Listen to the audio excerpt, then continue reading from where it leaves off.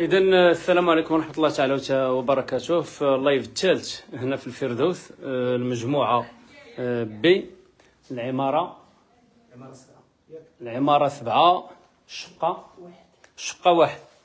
إذا كما قلنا الفردوس 1، المجموعة بي، العمارة 5 شقة رقم 1. غنشوفوا مجموعة ديال المشاكل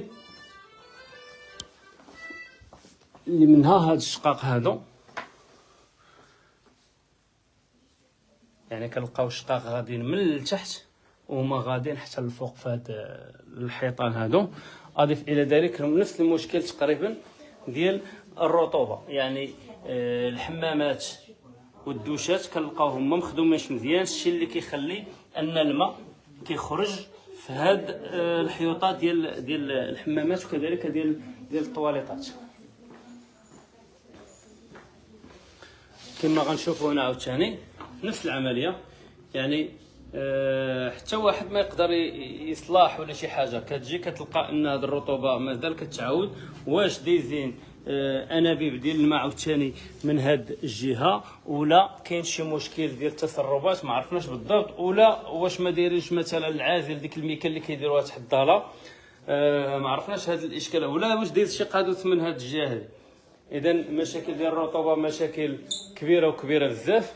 اضيف الى ذلك كاين بعض المشاكل بحال هذا القادوس هذا، كتلقى مثلا هذا القادوس هذا اللي هو في هذه الصاله هذه، ولكن فوق منه كتلقى الكوزينات ديال الشقق الاخرين.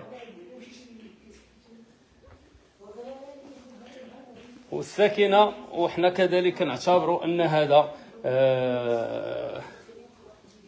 غلط في المعايير ديال البناء، ولا المعايير ديال هذه الصباغه، ولا المعايير ديال هذا التدواز ديال هذه الانابيب الخاصه بالماء. كما كنشوفوا عاوتاني في هذه الجهه هذه، يعني الرطوبه قشرات تقريبا هذا الحيط هذا كما كنشوفوا. فإلا خرجنا عاوتاني على برا باش يبان لنا المشكل كثر، فالمشكل هو هذا المشكل ديال الرطوبه. يعني بادي من هنا الماء اللي كيخرج لداخل، واللي كذلك يكرفص الناس في الصالات ديالهم وفي الغرف ديال النوم ديالهم. فكما كتشوفوا يعني كلشي ولا هذا سببه تسربات ديال الماء على ما اظن. كما كتشوفوا ان كاين واحد اللون احمر الفوق، وكاين واحد اللون اللي ربما هو ليموني شويه. فكيجيو الناس ديال الشركه، فبدل ما يخدموا هذا القادوس اللي يدير هذا المشكل ويحيدوه يعني بمره، كيحاولوا غير يغطيو المشكل. فالتغطيه ديال المشكل ماشي حل. الحل الوحيد وهو كما كنشوف، يعني هادشي بساروت، هادشي وشوف كيفاش كيطيح، يعني التغطيه ديال هاد المشاكل. فماشي ما كيبقاش حل. الحل الوحيد هو الاصلاح الجذري ديال هاد المشاكل هذه. فكما شفنا المشكل ديال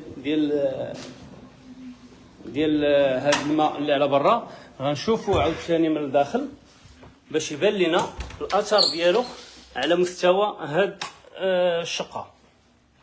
فالمشكل واضح وبين، المشكل هو ديال تسرب الماء، ما عرفناش مناش، ولكن الشركه خصها تقوم باللازم وتقضي على هذا الشيء، ما تخليش الناس كتكافس. فإلا حولنا الناس من دور الصفيح ما بغيناش نجيبوهم كذلك لدور الصفيح، وانما بغينا هاد المشاريع السكنيه تكون عندها واحد القيمه وتحفظ الكرامه ديال الانسان. اما الانسان باش يجي هنا لهاد المشاريع السكنيه ويولي جامع حوايج وما قادرش يفرشهم، فراه اشكاليه كبيره، وضروري خاص تدخل السلطات وكذلك الشركه والناس ديال المجلس الجماعي للسخيرات.